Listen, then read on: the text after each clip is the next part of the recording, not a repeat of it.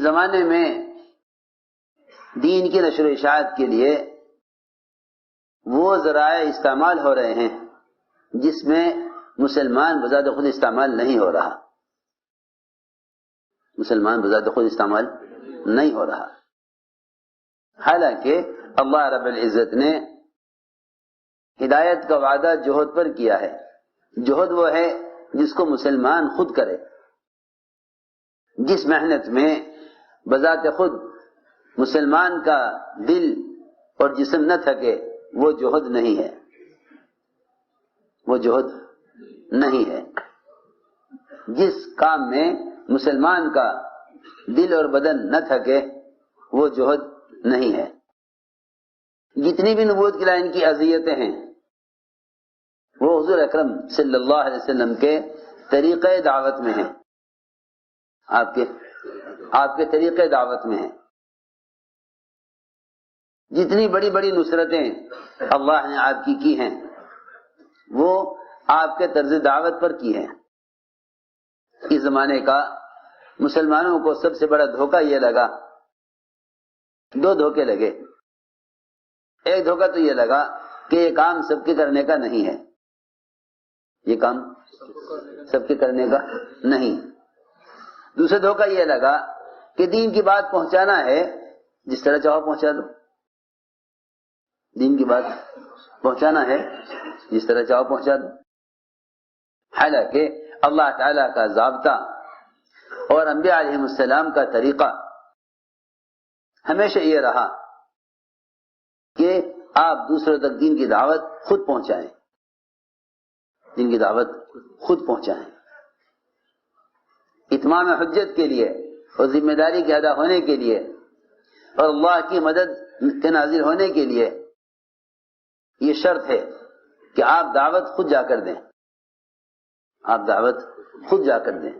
حضور اکرم صلی اللہ علیہ وسلم آپ نے جا کر دعوت دی، آپ کی دعوت کو، آپ کی بات کو سختی سے رد کیا گیا، کیونکہ اگر مسلمان اسباب اور ذرائع کو اور دنیا بھر کے نشر و اشاعت کے آلات اور مشینوں کو دین کی اشاعت کا ذریعہ سمجھ لے گا تو نبوت کا وہ کام جس میں نبوت کی لائن کی اذیتیں ہیں وہ امت سے ختم ہو جائے گا، وہ امت سے ختم ہو جائے گا۔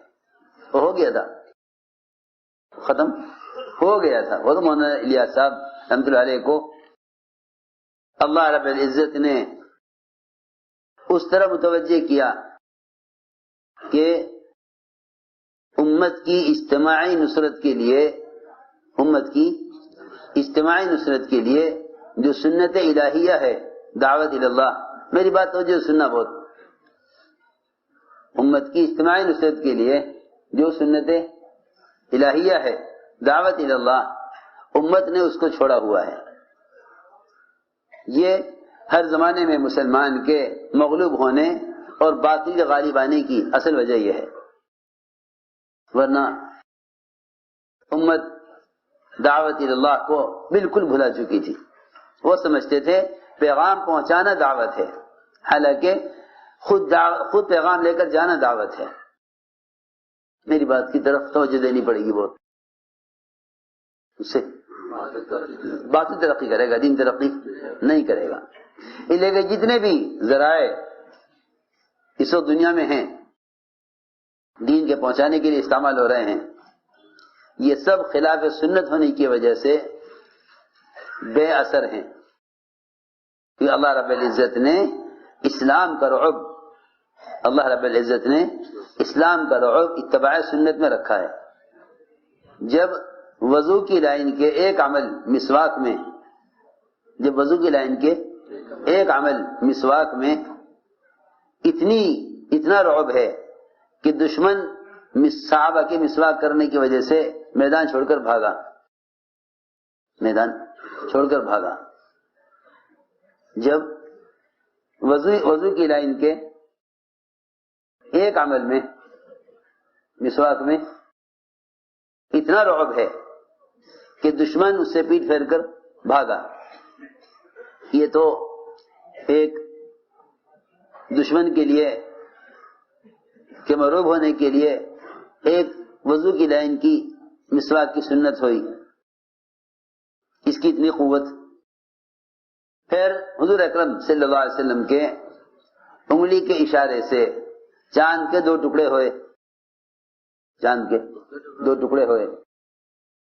یہ حضور اکرم صلی اللہ علیہ وسلم کا تکوینی عمل تھا، یہ آپ کا تکوینی عمل ہے کہ آپ کی انگلی کے اشارے سے چاند کے 2 ٹکڑے ہو گئے، یہ آپ کا تکوینی عمل ہے۔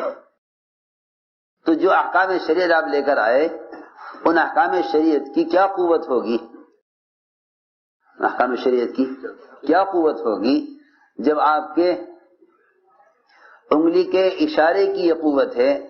جو انگلی کا اشارہ عبادت نہیں ہے، انگلی کا جو اشارہ عبادت نہیں ہے، یہ تکوینی عمل ہے، تشریعی عمل نہیں ہے۔ جب تکوینی عمل کی یہ قوت ہے، جب آپ کے تکوینی عمل کی یہ قوت ہے کہ آپ کی انگلی کے اشارے سے چاند کے 2 ٹکڑے ہو گئے، تو پھر آپ صلی اللہ علیہ وسلم جو دین لے کر آئے،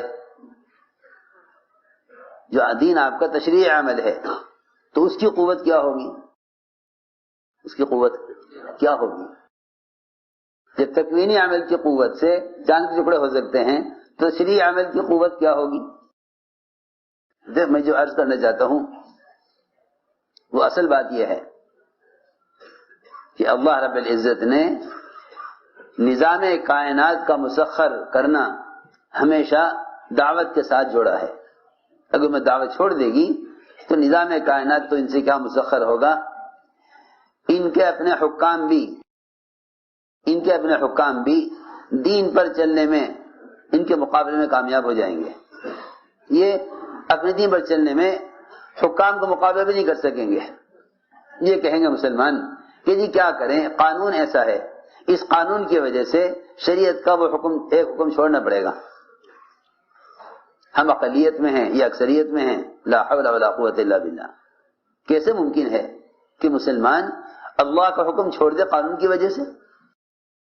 جب مسلمان دعوت اللہ چھوڑ دے گا تو جو قوانین اسلام کے خلاف پاس ہوں گے، مسلمان ان احکام پر عمل کرنے میں باطل کے مقابلے میں کامیاب نہیں ہو سکتا، باطل کے مقابلے میں کامیاب نہیں ہو سکتا۔ آخر وہ شرط کیا ہے جس پر اللہ رب العزت باطل کو مغلوب کرتے ہیں اور اسلام کو غالب کرتے ہیں؟ اللہ تعالی نے اس کے لیے دعوت کو شرط قرار دیا ہے۔ حضور اکرم صلی اللہ علیہ وسلم نے بادشاہوں کو بھی دعوت دینے کے لیے صحابہ کو بھیجا، بادشاہوں کو دعوت دینے کے لیے صحابہ کو بھیجا۔ خط لکھے آپ نے، لیکن خطوط لکھے ہیں صرف بادشاہوں کو، عام لوگوں کو آپ نے خطوط نہیں لکھے۔ خط لکھے بادشاہوں کو، لیکن یہ خط صحابہ لے کر گئے، اور صحابہ نے اس پر بھی صحابہ تیار نہ ہوئے کہ بادشاہ کا آدمی بادشاہ تک خط پہنچا دے، بلکہ روایتوں میں ملتا ہے کہ صحابی نے انکار کر دیا کہ نہیں، ہم دعوت کسی کے ذریعے سے نہیں پہنچانا چاہتے، ہم دعوت خود پہنچائیں گے، ہم دعوت۔ حالانکہ مدینہ منورہ سے خط لے کر چلے، مدینہ منورہ سے خط لے کر چلے آپ کا، وہاں جا کے یہ نہ کہہ دیا کہ لو بھائی میں یہاں تک نہیں آیا، یہاں سے تم پہنچا دو۔ بادشاہ کے آدمیوں نے کہا کہ آپ ملاقات نہیں کر سکتے بادشاہ سے، خط ہمیں دیجیے، ہم پہنچائیں گے۔ صحابی نے کہا نہیں، ہم خود دعوت دیں گے ان کو اور خط ہم پہنچائیں گے، خط ہم پہنچائیں گے، ہم خود دعوت دیں گے، خط ہم پہنچائیں گے۔ سوچو تو صحیح، اس زمانے میں لوگ ایک مسلمان دوسرے مسلمان کو دین کا پیغام آلات کے ذریعے سے پہنچا کر سمجھ رہا کہ میں بھی تبلیغ کا کام کر رہا ہوں۔ ایسے بے عقل ہیں، یوں چاہتے ہیں ایک چینل اسلام کا بھی ہو تاکہ اسلام پھیل جائے۔ اسلام یہود و نصارہ کے طریقے سے مٹ تو سکتا ہے، پھیل نہیں سکتا۔ اسلام یہود نصارہ کے طریقے پر مٹ سکتا ہے، پھیل نہیں سکتا. یہ باطل خیال ہے، یہ باطل خیال ہے کہ اس طرح اسلام پھیل جائے گا. اس زمانے کے لوگوں کا خیال یہ ہے کہ عام لوگوں کی مزاج اور طبیعت اور وہ کس راستے سے اثر لیتے ہیں وہ راستے اختیار کیا جائے.